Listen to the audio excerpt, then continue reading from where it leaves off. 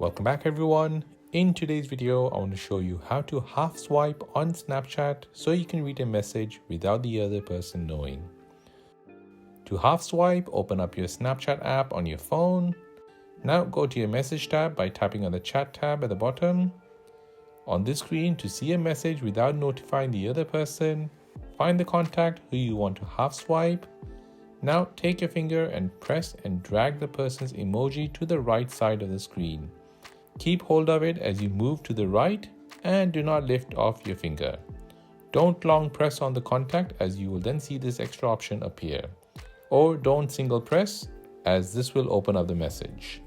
In doing so, you'll be able to see the message that your contact has typed up for you. This only works for messages.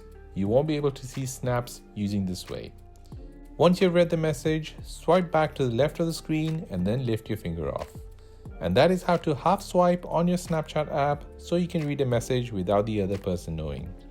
Hope you found this tutorial useful. If you enjoyed it, please hit the like button and let me know in the comment section down below if this worked for you. Please consider subscribing and turn on bell notifications to see more videos like this. As always, thanks for watching and see you in the next one.